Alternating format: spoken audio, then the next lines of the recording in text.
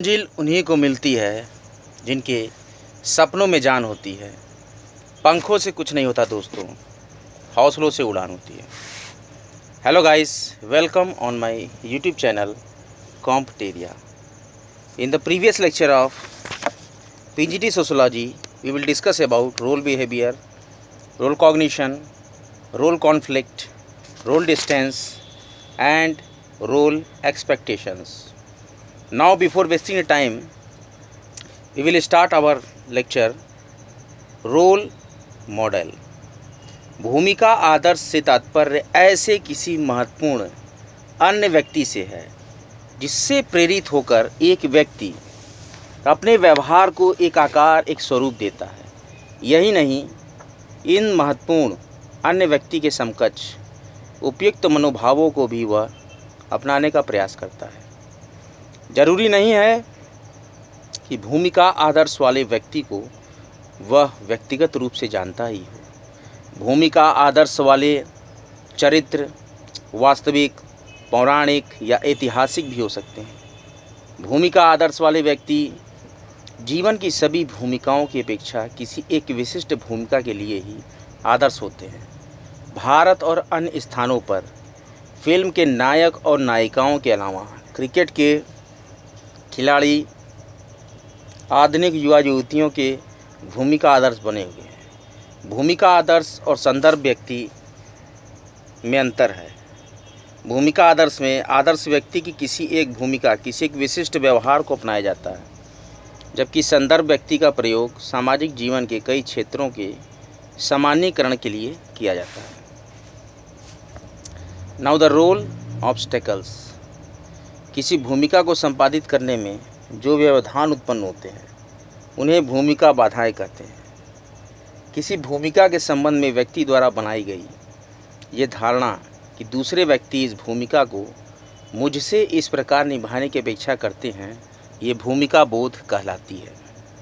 Now role performance.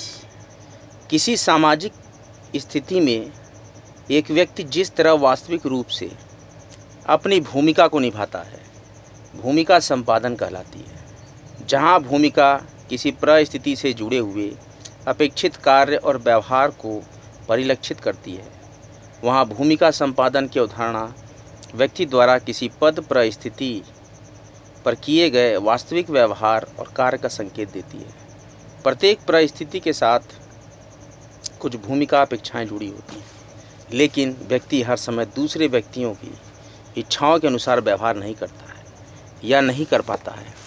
Now the role playing. किसी परिस्थिति के धारक द्वारा अपनी भूमिका के संबंध में किया गया ऐसा व्यवहार जिसे वो उचित समझता है। भूमिका निर्वाह करते समय व्यक्ति उन सामाजिक मानदंड का पालन करता है जो किसी विचाराधीन भूमिका से संबंधित उपयुक्त व्यवहार को परिभाषित करते हैं। भूमिका निर्वाह समाजोनाट्य तथा मनोनाट्य की एक तकनीक भी है, जिसमें एक व्यक्ति जीवन की किसी घटना को तात्कालिक नाट्यीकरण के रूप में प्रस्तुत करता है। Now the role repertoire. भूमिका संग्रह। जीवन के किसी अमुक समय पर एक व्यक्ति द्वारा संपादित सामाजिक भूमिकाओं के संपूर्ण योग को भूमिका संग्रह कहते हैं। Now role specificity. एक परिस्थिति के साथ कई भूमिकाएं जुड़ी होती हैं। उन अनेक भूमिकाओं में से किसी एक भूमिका के प्रति पूर्णतः प्रतिबद्धता प्रकट करना भूमिका विशिष्टता कहलाती है। Now the role strain. किसी व्यक्ति द्वारा एक ही पद परिस्थिति के साथ जुड़े दायित्वों की आवश्यकताओं को पूरा करने में अनुभव की गई कठिनाइयों या दबावों की स्थिति को भूमिका तनाव कहते हैं। इस प्रकार के तनाव दूसरे के भिन्न हितों और इरादों के कारण उत्पन्न होते हैं। यदि पति पत्नी अपनी पत्नी से किसी स्थिति विशेष में एक प्रकार के व्यवहार की आशा करता है, जबकि उसी स्थिति में उनकी संतान अपनी माँ से दूसरे प्रकार की अपेक्षा रख सकते हैं, यह स्थिति माँ और पत्नी की उसकी भूमिकाओं में तनाव उत्पन्न कर सकती है। इस अवधारणा का प्रतिपादन करते हुए विलियम डी गुडे ने कहा है कि जब किसी भूमिका पुंज में भूमिका जोड़ीदारों की सभी मांगों की पूर्ति करने का कोई तरीका नहीं होता, तब भूमिकाओं के संपादन में इस प्रकार के तनावों के उत्पन्न होने की संभावना रहती है। Now the role taking. किसी अन्य व्यक्ति के वास्तविक व्यवहार का अनुमान करने के उद्देश्य से उस व्यक्ति की कल्पना कर उसकी मनोवृत्तियों और दृष्टिकोणों को अपनाने या ग्रहण करने की प्रक्रिया भूमिका धारणा कहलाती है। जूते पहनने वाला ही जानता है कि जूता कहाँ से काटना है। अंग्रेजों की यह कहावत भूमिका धारणा के संदर्भ की दृष्टि से काफ़ी उपयुक्त है कि कील चुभने के कारण जूते पहनने वाले के व्यवहार में आए परिवर्तन को यदि समझना है तो इसके लिए उसके जूते को पहनकर ही जूते में लगी कील में चुभने का एहसास किया जा सकता है। ये G.H. मिड ने कहा है। Now the role transition. एक भूमिका के पूर्णतः विसर्जन करने और दूसरी भूमिका के ग्रहण करने के बीच की स्थिति को के डेविस ने भूमिका संक्रमण कहा है। इस प्रकार से हमारा ये चैप्टर समाप्त होता है। अब मैं अगले चैप्टर की तरफ बढ़ता हूँ। सोशलाइजेशन, समाजीकरण। समाज और व्यक्ति का पारस्परिक संबंध इस तथ्य को स्पष्ट करता है जो बच्चे अपने प्रारंभिक जीवन में किसी कारण समाज से पृथक हो गए उनमें किन्हीं भी सामाजिक विशेषताओं का विकास नहीं हो सका। अब कुछ उदाहरणों से हम इसको स्पष्ट करते हैं। कमला का है, जैसे कमला है, कमला और उसके साथ एक दूसरा बच्चा सन 1920 में एक भेड़िए की माद में मिले थे।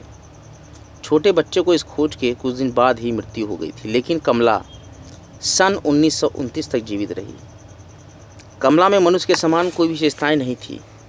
वह चारों हाथ पैर से चलती थी, भेड़ियों की तरह गुर्राती थी और वस्तु को सूंघ कर खाती थी। सब समाज में काफ़ी समय तक उसके साथ सहानुभूतिपूर्ण व्यवहार किया और उसे विभिन्न प्रकार के कार्यों का प्रशिक्षण दिया गया। तभी उसके व्यवहार में परिवर्तन हो रहा हुआ।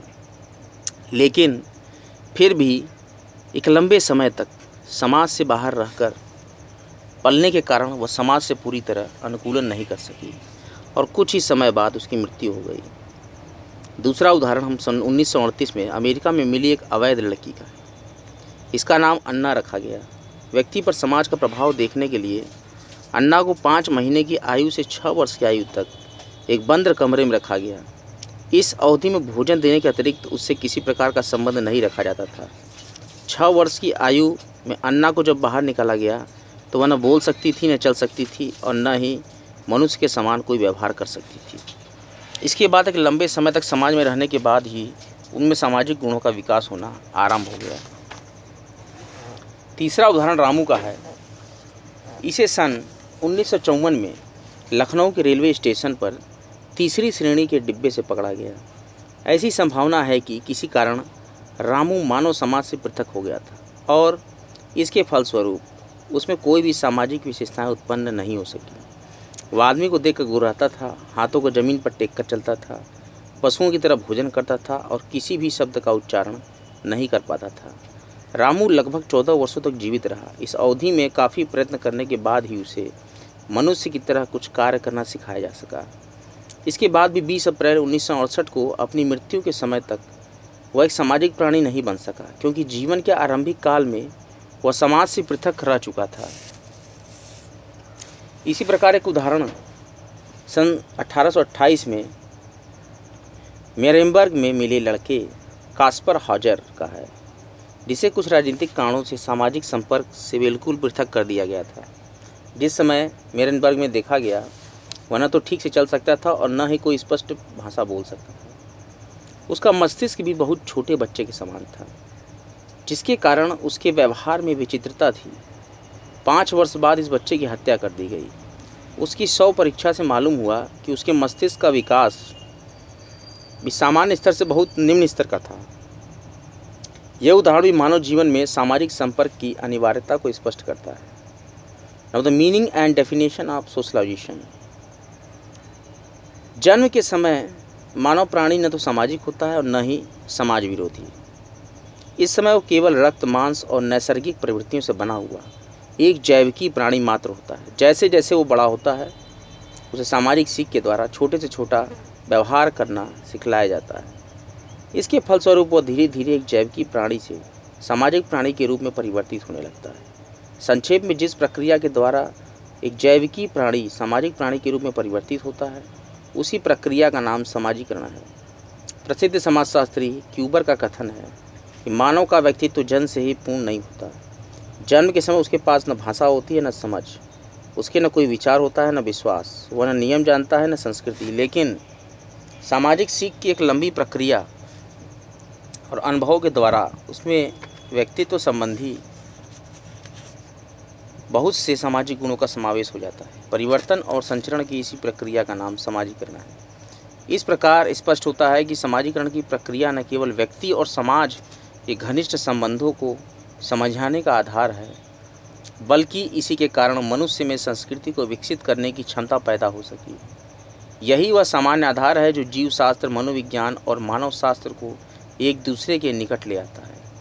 प्रस्तुत विवेचन में हम कुछ प्रमुख विद्वानों के शब्दों में समाजीकरण की प्रक्रिया के अर्थ को स्पष्ट करेंगे। गिलिन और गिलिन कहते हैं कि समाजीकरण से हमारा तात्पर्य उस प्रक्रिया से है जिसके द्वारा व्यक्ति समूह में एक क्रियाशील सदस्य बनाता है और समूह की कार्यविधियों से समन्वय स्थापित करता है, उसकी परंपराओं का ध्यान रखता है और सामाजिक परिस्थितियों से अनुकूलन करके अपने साथियों के प्रति सहनशीलता की भावना को विकसित करता है। प्रोफेसर ग्रीन ने कहा है कि समाजीकरण की संक्षिप्त व्याख्या देते हुए कहा है कि समाजीकरण एक प्रक्रिया है जिसके द्वारा बच्चा सांस्कृतिक विशेषताओं, आत्म और व्यक्तित्व को प्राप्त करता है। किम्बाल यंग कहते हैं कि समाजीकरण वह प्रक्रिया है जिसके द्वारा व्यक्ति सामाजिक और सांस्कृतिक क्षेत्र में प्रवेश करता है, समाज के विभिन्न समूहों का सदस्य बनता है और जिसके द्वारा उसे समाज के मूल्यों और मानकों को स्वीकार करने की प्रेरणा मिलती है। जॉनसन कहते हैं, समाजीकरण समाज के नियमों के अनुसार सीखने की क्रिया है। इसी अर्थों में फीचर भी कहते हैं कि समाजीकरण प्रक्रिया है जिसके द्वारा व्यक्ति सामाजिक व्यवहारों को स्वीकार करता है और उनसे अनुकूलन करना सीखता है। हालॉम्स कहते हैं, वह प्रक्रिया जिसके द्वारा व्यक्ति अपनी संस्कृति को सीखता है समाजीकरण के नाम से जानी जाती है। न्यूमेयर कहते हैं, एक व्यक्ति के सामाजिक प्राणी के रूप में परिवर्तित होने की प्रक्रिया का नाम ही समाजीकरण है। समाजीकरण की प्रक्रिया 3 महत्वपूर्ण पक्षों पर आधारित है: ऑर्गेनिज्म, इंडिविजुअल एंड सोसाइटी। जीव रचना मनुष्य की वे क्षमताएं प्रदान करती हैं जिसकी सहायता से वह दूसरे व्यक्तियों के व्यवहारों को सीखकर भाषा के द्वारा उन्हें अभिव्यक्त करता है। व्यक्ति समाजीकरण की प्रक्रिया का वास्तविक आधार है, क्योंकि व्यक्ति में आत्मा का विकास हुए बिना यह प्रक्रिया आगे नहीं बढ़ सकती। समाज वो क्षेत्र है जिसके अंतर्गत व्यक्ति विभिन्न प्रकार से अंतःक्रियाएं करता है। इस दृष्टिकोण से समाजीकरण की विशेषताओं को संक्षेप में निम्नांकित रूप से स्पष्ट कर रहा हूँ कि समाजीकरण सीख की एक प्रक्रिया है, प्रोसेस ऑफ लर्निंग। दूसरा है कि यह सीख सांस्कृतिक विशेषताओं और सामाजिक मूल्यों की होती है। तीसरा है, समाजीकरण की प्रक्रिया के द्वारा ही सांस्कृतिक विशेषताएं एक पीढ़ी से दूसरी पीढ़ी के लिए हस्तांतरित होती रहती है। समाजीकरण की प्रक्रिया व्यक्ति के आत्म को विकसित करती है, क्योंकि इसी के द्वारा व्यक्ति को निर्माण हो सकता है। सामाजिक सीख की यह प्रक्रिया अनेक संस्थाओं और एजेंसियों जैसे परिवार, शिक्षण संस्थाओं और प्राथमिक और द्वितीयक संगठनों द्वारा प्रभावपूर्ण बनती है। Now the aim of socialisation. समाजीकरण की प्रक्रिया के द्वारा समाज बच्चे को सिखाता है कि उसे अपने समुदाय के सदस्यों के समान बनना है, तब उसे क्या क्या जानने की आवश्यकता है, और यदि उसे अपनी क्षमताओं का विकास करना है तब उसे किस प्रकार से व्यवहार करना आवश्यक है। जन्म के समय से ही बच्चे में समूह के कार्यों में भाग लेने की योग्यता नहीं होती, बल्कि वह योग्यता उसमें धीरे धीरे अन्य व्यक्तियों के व्यवहारों को देखकर और उनसे सहयोग करने से उत्पन्न होती है। इस दृष्टिकोण से समाजीकरण एक प्रकार का सामाजिक नियंत्रण है जिसका उपयोग समूह के जीवन को शक्तिशाली बनाने और व्यक्तित्व का विकास करने के लिए किया जाता है। ब्रूम ने समाजीकरण के जिन 4 प्रमुख उद्देश्यों का उल्लेख किया है वो हैं, क्रमशः मैं बताता हूँ। यह है अनुशासन और नियमबद्धता का विकास, आकांक्षाओं का निर्माण करना, सामाजिक दायित्वों की पूर्ति का प्रशिक्षण और सामाजिक क्षमताओं का विकास। समाजीकरण की प्रक्रिया में एक मत तो यह है कि बालक बिल्कुल प्लास्टिक की तरह होता है और उसके व्यवहार को समाजीकरण की प्रक्रिया के द्वारा माता पिता, परिवार और समूह जैसा चाहे वैसा मोड़ सकते हैं। दूसरा मत है कि मोड़ने के स्थान पर अंतःक्रिया पर जोर देता है। बच्चे माता पिता के बीच एकपक्षीय संबंध के स्थान पर द्विपक्षीय संबंधों का होना अनिवार्य है। विलियम जे गुडे ने कहा है कि कई ऐसे कारक हैं जो समाजीकरण को प्रभावी बनाते हैं। जो कारक है माता पिता, अध्यापक और साथियों की ओर से बच्चे के प्रति अपनापन और सहस्नेह। दूसरा है बच्चे का माता पिता या समाजीकरण करने वाले अन्य सदस्यों से तादात्म्य। तीसरा है माता पिता का अनुभव। चौथा है व्यवहारों की एकरूपता। पांचवा है बच्चे की स्वतंत्रता। छठा है तर्क संगत स्पष्टीकरण और सातवां है दंड। समाजीकरण और व्यक्तित्व, सोशलाइजेशन, पर्सनैलिटी।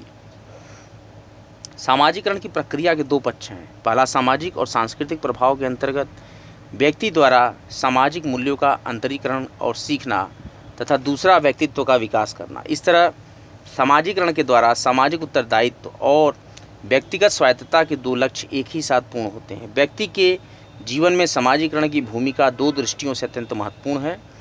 समाजीकरण द्वारा व्यक्ति के स्व का विकास होता है। समाजीकरण से व्यक्ति के निजत्व की भावना विकसित होती है। इसके द्वारा व्यक्ति में तुम वे के बीच अंतर करना सीखता है और समाजीकरण और व्यक्तित्व की एकता और उसकी पारस्परिक अंतःक्रिया का नाम है। समाज की रचना के लिए एक से अधिक व्यक्ति और उनके मध्य पारस्परिक संबंध होना अनिवार्य है। संस्कृति एक समाज विशेष के अंदर रखे हुए समान व्यवहार की प्रणाली का नाम है। समाज की संस्कृति दोनों धारणाएं अमूर्त हैं। एक प्रश्न है कि व्यक्तित्व क्या है। व्यक्तित्व को परिभाषित करते हुए न्यूकॉप कहते हैं कि व्यक्तित्व व्यक्ति के कार्य करने, देखने, सोचने, समझने और महसूस करने की संगठित प्रवृत्ति को इंगित करता है। मनुष्यों के सामाजिक मनोवैज्ञानिक व्यवहारों का एकीकरण आ पाता है। व्यक्ति की आदतों, प्रवृत्तियों और विचारों से व्यक्त होता है। व्यक्तित्व का विकास भी दूसरों के संपर्क से होता है और मनोवैज्ञानिक पक्ष के साथ ही इसका सामाजिक मोक्ष है। व्यक्तित्व मनुष्य के जैविकी, मनोवैज्ञानिक और सामाजिक पक्षों से मिलकर बनता है। Stage of सोशलाइजेशंस। सामाजिकरण के अभिकर्ताओं पर विचार करते समय हमें इन बातों का ध्यान रखना है कि अभिकर्ताओं का संबंध व्यक्ति की अवस्था से भी है। अपनी आयु के विभिन्न चरणों में व्यक्ति अलग समूहों, संस्थाओं, समितियों और व्यक्तियों के संपर्क में आता है और उनसे बहुत कुछ सीखता है। शिशु का समाजीकरण। व्यक्तित्व के विकास, व्यवहारों के सीखने, संस्कृति के विभिन्न तत्वों को व्यक्तित्व के अंदर समाविष्ट कराने में अलग अलग संस्थाओं और संगठनों की अंतःक्रिया होता है। शैशवावस्था में व्यक्ति को अंतःक्रिया और व्यवहार को सीखने का सामाजिक सांस्कृतिक पर्यावरण अत्यंत सीमित होता है। सबसे पहले शिशु माता पिता, फिर पिता, परिवार के अन्य सदस्यों, भाई बहनों के संपर्क में आता है और वो 1 से 3 वर्ष की आयु तक उसका संसार परिवार तक ही सीमित रहता है। इस अवस्था में समाजीकरण का मुख्य स्रोत परिवार होता है। परिवार में शिशु भाषा, चलना, बोलना, खाना पीना, स्नेह, भाई बहनों से संबंध, परिवार के दूसरे सदस्यों से रिश्ते के स्वरूप आदि के विषय में जानता और सीखता है। इसे समाजीकरण का प्रथम चरण कहा जा सकता है। बालक का समाजीकरण। प्रथम चरण के बाद शिशु पड़ोस के लोगों के संपर्क में आता है और दूसरे बच्चों के साथ धीरे धीरे मेल जोल बढ़ाता है। उसके व्यवहार पर इनका भी प्रभाव पड़ता है। नगरीय जीवन के मध्य 3 साल की अवस्था में माता पिता बच्चे को नर्सरी विद्यालय में प्रवेश दिला देते हैं। इस काल से पाठशाला अध्यापक और सहपाठियों के साथ अंतःक्रिया भी बच्चे के समाजीकरण में महत्वपूर्ण हो जाती है। 5 से 15 वर्ष की अवस्था तक बच्चा जब तक 10वीं कक्षा उत्तीर्ण नहीं कर लेता, परिवार और विद्यालय, माता पिता, अध्यापक, भाई बहन, सहपाठी, पड़ोस मोहल्ले के समस्त वयस्क और विद्यालय की टीम, मित्र मंडली, परिवार द्वारा सीखी गई परंपराएं, शिष्टाचार के नियम, पुस्तकों और पत्रिकाओं द्वारा सीखी गई बातें, ये सभी बालक की व्यवहार प्रणाली को समान रूप से प्रभावित करते हैं। इसे समाजीकरण का दूसरा चरण कहा जा सकता है। किशोरावस्था में समाजीकरण। बालक के जीवन में विद्यालय, सहपाठी, मित्र मंडली, मनोरंजन के साधन, खेल कूद, पुस्तकों आदि का महत्व बढ़ जाता है। यह बात केवल विद्यालय जाने वाले बच्चों के विषय में लागू होती है। भारत में जहाँ प्रायः 34% लोग अभी निरक्षर हैं, प्रायः 75% लोग गाँव में रहते हैं, जहाँ जनसंख्या के पूरे भाग का 15% अनुसूचित जातियों और 7% अनुसूचित जनजातियों का है, वहाँ समाजीकरण, व्यक्तित्व और स्व के विकास की पद्धति विभिन्न तरह की है। जनजातीय इलाकों में बालकों का समाजीकरण परिवार, युवा गृहों और शारीरिक श्रम की प्रक्रिया के मध्य होता है। इन बालकों में मानवीय जीवन और प्रकृति के मध्य अत्यंत निकट का संबंध होता है। अतः बालक प्रकृति के बीच रहकर मौसम, शिकार, मछली पकड़ने की कला, फसल, खेती के औजार आदि के विषय में सीखता है। परिवार और युवा गृह के माध्यम से वह अपनी लोक परंपरा, गीत, नृत्य आदि के विषय में सीखता है। यही बात काफ़ी सीमा तक ग्रामांचली के बालकों पर भी लागू होती है। किशोरावस्था कि समाजीकरण की प्रक्रिया और इसके अभिकर्ता जनजाति, ग्रामीण और नगरीय इलाकों में अलग अलग होते हैं। इसी तरह शिक्षित और अशिक्षित किशोरों के व्यक्तित्व के विकास के अभिकर्ता भी अलग अलग होते हैं। यह व्यक्तियों के जीवन में समाजीकरण का तीसरा चरण है। वयस्क समाजीकरण, एडल्ट सोशलाइजेशन। किशोरावस्था के बाद जब वयस्कावस्था आती है, इसमें सांस्कृतिक और सामाजिक विभिन्नताओं, आवश्यकताओं के अनुरूप संपर्क का दायरा बदलता है और उसी के अनुरूप समाजीकरण के अभिकर्ता भी बदल जाती है। माता पिता के अतिरिक्त व्यक्ति युवावस्था में पत्नी के संपर्क में आता है। दूसरों पर निर्भर रहने के स्थान पर स्वयं एक उत्तरदायी व्यक्ति, पति, पिता, परिवार का मुखिया, गांव अथवा नगर का एक निवासी बनता है। इस काल में वह किसी न किसी व्यवसाय से जुड़ जाता है। संभव वह किसी समिति, पंचायत, क्लब, राजनीतिक दल, ट्रेड यूनियन आदि का भी सदस्य बन जाए। इस तरह से उसकी नई भूमिकाएं और तदनुरूप व्यवहार की अपेक्षाएं उसके समाजीकरण में सहायक होती हैं। आज का लेक्चर यहीं तक। आज का लेक्चर आपको कैसा लगा मुझे ज़रूर बताइएगा। वीडियो कमेंट बॉक्स में कमेंट कीजिएगा। वीडियो को ज़्यादा से ज़्यादा शेयर कीजिए। समाजशास्त्र, पीजीटी और जीआईसी प्रवक्ता सोशलॉजी के लेक्चर्स निरंतर आ रहे हैं। लेक्चर्स का लाभ लीजिए। यूट्यूब पे कमेंट एरिया बिल्कुल निःशुल्क है। ज़रूरतमंदों तक लेक्चर का प्रसार कीजिए, प्रचार कीजिए। चैनल को लाइक कीजिए, सब्सक्राइब कीजिए और बेल आइकन को ज़रूर प्रेस कर दीजिए। रामनवमी की आप सभी को हार्दिक शुभकामनाएं। हर हर महादेव।